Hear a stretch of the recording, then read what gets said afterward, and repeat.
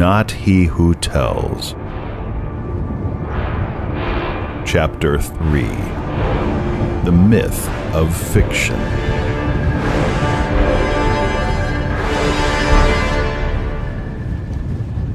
An enormous relief washed over me. The face in the mirror bore a look of comical surprise, eyes intently on nothing, mouth slightly ajar. Then the look melted into a secret smile, the sort of expression that Sherlock Holmes, in all of his proper English restraint, was probably expert at concealing when he solved yet one more mystery. The book had, in fact, been a loan. It had not come from a student, however. It had come from another writer, one who had at one time shared the same agent as me. It had to have been in the early 60s, when unusual intellectual characters were a dime a dozen on any college campus. Otherwise, the guy would have been more immediately memorable. He'd been an intense, stocky, downturned sort of fellow, with wiry black hair and thick glasses. His name, I half closed my eyes and dug deep into my memory, was Howard Pope. He was a writer of what he called horror fantasy, as if it was all one word. Only, as I recalled, he took it far more seriously than that. To Howard Pope, his genre was a cross between science and religion. He fancied me to be a compatriot of sorts, and I had always been too polite, or too gutless, to tell him otherwise. I remembered him approaching me in the outer hallway at our New Jersey agent's office, wearing his standard-issue long black trench coat and ill-fitting turtleneck. He had a book under his arm, a book he said I should read. It wasn't a gift, he was quick to point out, just a loan. He would need it back as soon as I finished. I had not in the least asked for such a loan, had not even heard of the book he was proffering, not to mention that I was a bit perturbed by his begrudging attitude, and I suggested that if the book was so valuable, perhaps I could simply write down the title and get myself a copy. He coughed and shuffled his feet, suddenly looking like he was in a hurry. There were very few others in print, he explained quickly and loudly, and his eyes had been even weirder than usual, swimming in the bowls of his enormously thick glasses. I couldn't remember what I'd done with the book from that moment on. I'd probably thrown it into the back of the Vega I was driving back then, and from there it had simply floated along with me, the way ever so much flotsam floats with one through life. This meant, I suddenly realized with a pang of useless guilt, that I had never returned the book to him after all, despite his explicit requirements. Suddenly, I had to pee. Normalcy rushed in with that urge, and I was thankful for it. I slid off the bar stool and, widely skirting the cop on his own stool, glancing over only long enough to assure that he was no longer paying attention to me, not that I'd notice if he did, he was a cop, and even small-town cops are stealthier than that, I rounded the bar toward the twin restroom doors. Banging open the one marked Gents, I found the urinal around a painted cinder block partition. There was someone in one of the stalls. I could see the toes of his black cowboy boots poking out from the accordioned legs of his jeans. I could hear him, too, puffing out a strained hiss and cursing under his breath. And, I could smell him, too. The total sensory buffet of the public men's room. I unzipped and commenced. The wall before me was cinder block, painted a dim version of mint green. There was the traditional assortment of graffiti, etched and spidering in the wall over the urinal, more colloquially informative than the local paper. My eyes breezed idly over the misspelled proclamations of white power and the subsequent intellectual rebuttals, the offers of $10 titillation every Tuesday behind the Howard Johnson, the limericks and amusing anatomically ridiculous drawings. Here I sit, all broken-hearted, came to shit and only farted. I found myself rummaging in the old storage cabinets of my memory for some clue about whatever had become of old Howard Pope. Partly because I owed him a book, partly out of plain old curiosity. He hadn't been a greenhorn writer when I knew him. While we were approximately the same age, he had been publishing books and stories for years. He had no delusions of the big time, I recalled. Never gonna be the next Tolkien, he told me once. Wouldn't want to be, too pricey to deal with stuff that big. His forte was the pulp magazine and the drugstore paperback spinner. the one that stands in the back corner between the Swisher Sweets and the end of the magazine rack where the magazines have metal faceplates leaning against their lurid covers. I was more than a little familiar with that corner myself. Most of my early stories, and a few of my later ones, ended up in some of those pulp magazines. They paid the bills back in the days when 10 cents a word put bologna and Wonder Bread in the fridge. For Pope, however, he of the long black coat and the grungy turtleneck, the pulp book rack was his bread and butter, and he ate it like it was the food of the gods. He was a positively voracious reader of the stuff as well as writer of it. He drove a Gremlin, and I remembered passing it in the parking lot one day on my way to drop off a manuscript.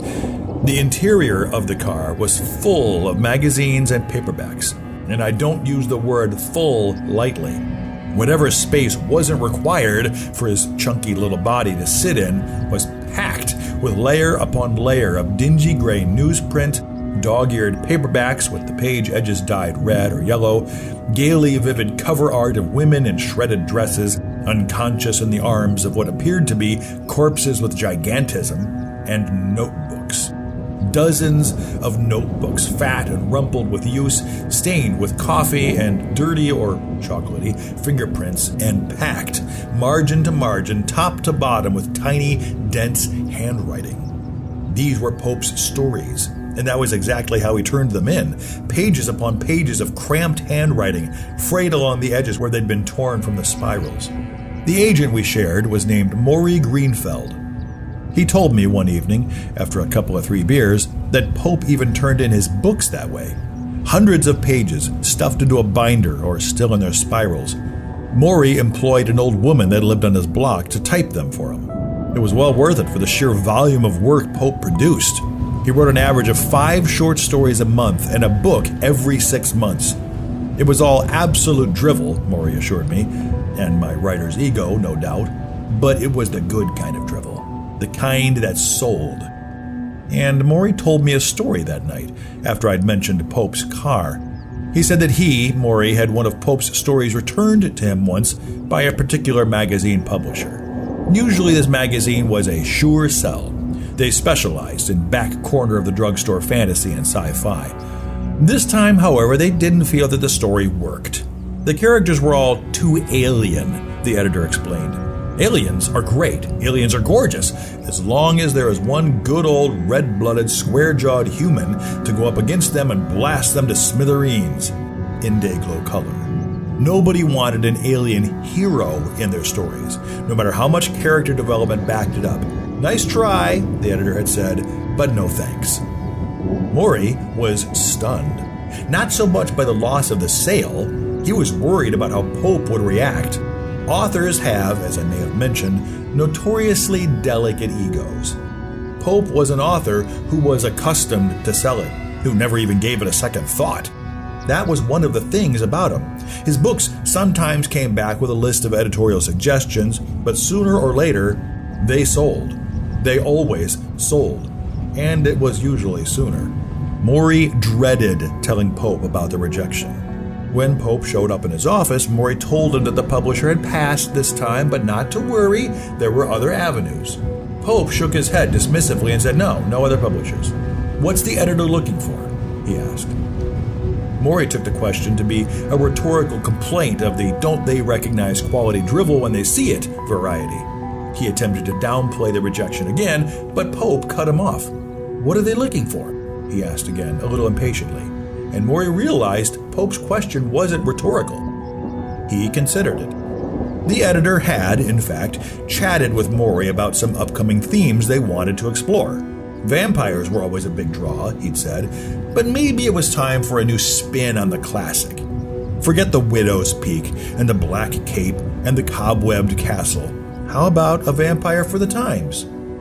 Maury explained this to Pope, and then, in a burst of inspiration, provided a rough example, an idea that had popped into his head while talking to the editor. What about a female vampire? A foxy vampire in hip-hugger jeans and a black leather jacket. Maybe she can stalk the streets of some big urban scene, chauffeured around by her undead minions in a black muscle car with custom plates. After all, in a place like Manhattan or LA, where freaks and weirdos are the rule, Who'd really believe that the babe with the long canines and the vanity plates that read bloodlust was really a vampire? Her very brazenness would be her best disguise. Pope listened intently for a minute, then interrupted Maury without explanation. He threw himself to his feet and swept out of the office, his ridiculous black coattails flapping, leaving Maury in mid-sentence. Half a minute later, from his window, Maury saw Pope emerge from the building and throw himself into his gremlin. Figuring Pope was leaving in a fit of affronted rage, Maury sighed, gathered his own coat, and prepared to leave for the day. He was at the back door and reaching to turn off the lights when Pope reappeared in the hallway. He had a stack of 2 or 3 pregnant-looking notebooks in his hand, which he offered to Maury without speaking. They contained a story called Blood Drive, Maury told me that night, his eyes glazing ponderously over the cleavage of the girl sitting around the corner of the bar. It featured a 6-foot female vampire with raven black hair and a predilection for knee-high leather boots and fast cars. She was finishing up a road trip looking for new digs, a trip that ended on the Las Vegas Strip.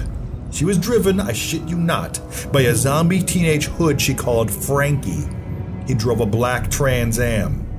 Maury noticed his beer, as if for the first time, took a deep pull of it and wiped his mouth. The goddamn story was just sitting in his car.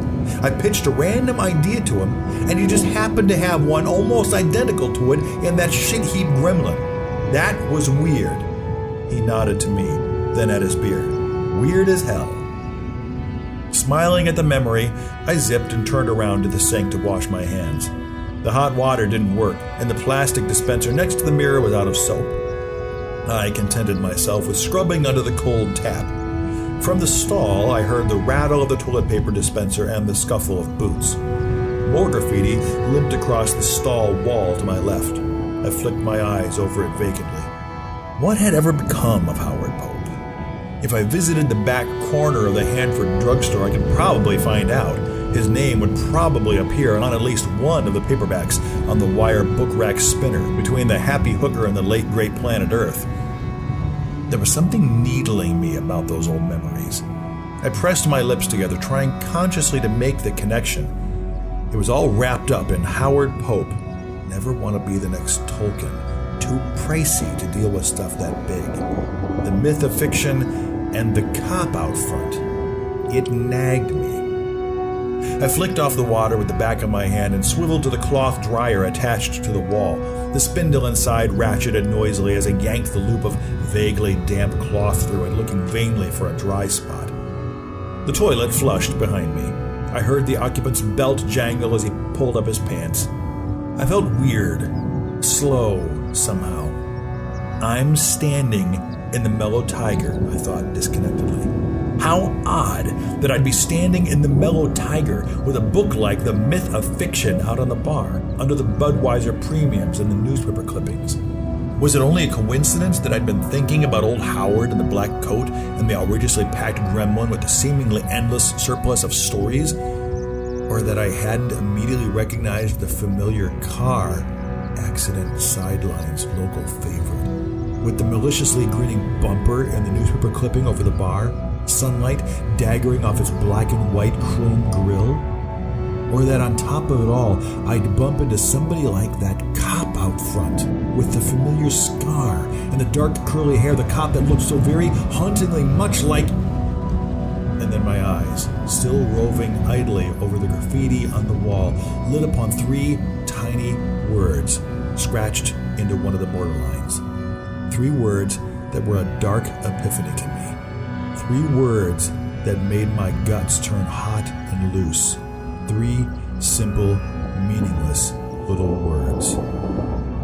Do you love? I couldn't take my eyes off them, even as I heard the door of the stall behind me open, and knew that it would be best for me to go quickly and to not look back. I couldn't take my eyes from those tiny, scrawled words. For some reason, I simply refused to believe they were there. I insisted on resolving them into something else, some other meaningless bit of tripe. Why would anyone write those words on a bathroom wall, so tiny that hardly anyone would even notice them? Why would anyone write those pricey words at all, anywhere. I should have known, but I didn't. And it wasn't the first time I had asked myself the question. The guy that had been in the stall was moving behind me. I was partially in his way if he meant to wash his hands. I knew that he didn't, but he was waiting anyway. He wanted to get a look at me. I turned very slowly, my eyes craning and wide. Ace Merrill stood before the mirror in pegged jeans and a scuffed leather jacket. He was leaning over slightly, his eyes upturned so he could see himself as he smoothed his hair with a black plastic comb. An unlit cigarette hung from the corner of his mouth. "Is that your ride out front?" he asked, his eyes slitting at me momentarily, flicking me up and down, and then returning to the mirror. It was Ace Merrill, resident badass, nucleus of an amorphous gang of the mean and the stupid. I would have expected him to be somehow more than what I'd created, but he wasn't. He was exactly as I originally imagined him, decades earlier, when he'd showed up at the door of the conduit in my mind, complete and perfect, sneering with dumb arrogance, blind cunning, and affable hatred. "I asked you a question, didn't I?" he said mildly, slipping his comb into his back pocket. He checked himself again in the mirror and then turned to me. I couldn't respond to him. It was completely insane. Ace Merrill didn't exist. Whoever this was, it was just a cosmic coincidence. Pure dumb luck and dark serendipity. Ace Merrill was a made-up character, a figment of my imagination. And then, surprising myself, I spoke the first words that occurred to me. "Where are your buddies, Ace?" My eyes were bolted to his face, begging for a response. My heart felt like it was pumping maple syrup at approximately 12 beats a minute. I felt it sing sluggishly in my ears. "Ace?" I wanted to hear him say. "Who's Ace, asshole? Say it. How hard can it be? 4 little words. Punch me in the face, knock my teeth out, bust up my car, steal my wallet. Just say it. Say it. Say those 4 simple, cheap little words." A look of easy contempt settled onto his face, but there was something hard and sharp underneath, something like murder and something like fear. "You ought to know," he said, and took a small step backward. He reached behind his back with a lazy liquid motion, heading for a back pocket, the one that wasn't holding his comb. I spun away from him and scrambled for the exit. My shoulder thunked hard against the cinder block partition that separated the urinal from the door, throwing me off balance. My feet skated on the wet tile floor and I barely mastered them, hurling myself around the partition to the door, except the door was inexplicably missing. I smacked against the wall with a flat thud, twisting my wrist and banging my knee. "Where you going?" Ace asked casually. I could hear him approaching around the partition, his boots knocking howlily on the floor. "We aren't through talking yet." My knees turned watery, threatening to unhinge. I scanned the wall uselessly, frantically. Then, in a burst of inspiration, I spun around, hard enough to make my eyes bulge at the force of it. The door was behind me, further down the partition, behind where the urinal was. I knew I had not come in that way, but there it was, peeling brown paint, tarnished hand plate and all. I lunged for it, imagining the switchblade Ace was fingering behind me, ready to hear the soft snick the blade would make as it shot out like a 6-inch cat's claw. I stumbled out of the restroom and immediately butted my thighs against a small round table. The centerpiece, a candle in a knurled red jar, danced off the edge and fell harmlessly to the floor. There were 2 people seated at the table, staring suddenly up at me. Carrietta White's eyes were huge and vacantly curious, her cheeks waxy in the dim light, her hair beautifully straight and divided over her shoulders. Across from her sat Tommy Ross, his hand clutching the curves of a glass of Coke. Carrie had an enormous corsage of pale roses and baby's breath on her wrist. They were both dressed for the prom. They both smelled vaguely of smoke. I righted myself and threw myself backwards, away from the pair. Their eyes followed me with bewildered interest. Tommy reached across the table and covered Carrie's hand with his. Ace came out of the restroom and I backed hard into him, nearly throwing us both back inside. He gave a great, wiry shove, pushing me nearly over the table and following quickly. A man's voice came easily over the sound of the juke. "Hey, Ace, who's your friend?" I whirled toward the sound and saw the cop standing slowly, slipping his notebook back into the inside pocket of his jacket with thoughtless grace. His eyes settled over me again like weights, easily, professionally. I knew him. He was as familiar to me as the photos of my own kids on my dresser back home, except that the last time I'd seen him, a rabid St. Bernard had been muzzled deep in his guts. Sheriff George Bannerman shifted his eyes from Ace to me and back again. "He's no friend of mine," Ace drawled contemptuously, shrugging the shoulders of his leather jacket back and cracking his neck. "Just some asshole I bumped into." I staggered around Carrie and Tommy, heading toward the door, but suddenly the bar was all wrong. The door had moved, and the booths were on the other side. The jukebox glowed like a yellow moon in the shadows, a rockola now, its lights shifting over the faces of the tables. The glass eyes of a dozen stuffed trophies from coyote to moose presided from the high shadows over the bar, looking down from their places of dusty honor. Billy Tupper stood in front of the taps, swabbing a mug and looking at me for lack of anything better to do. Velvet twilight could be seen outside the tall, narrow windows framing the door. The bar was the Mellow Tiger now. Not exactly the way I had always envisioned it, and yet I had the awful certainty that the differences represented areas where I had gotten it wrong, not the other way around. Somebody bumped me heavily from behind, knocking me off my path to the door. I wheeled around and saw Hugh Priest turning away from the rockola. The lights of it gave his features a jack-o'-lantern glow in the shadows. "Goddamn thing stole my quarter," he growled at me. His breath was rank with Pabst Blue Ribbon and beef jerky. "Always steals my fucking quarters." He half turned back to the machine and dealt it a solid kick with a Red Wing work boot. "Hugh," Henry Beaufort called from behind the bar. "I'm warning you." Jack Torrance looked up at me from a table between them, a look of half-humorous comradeship on his face.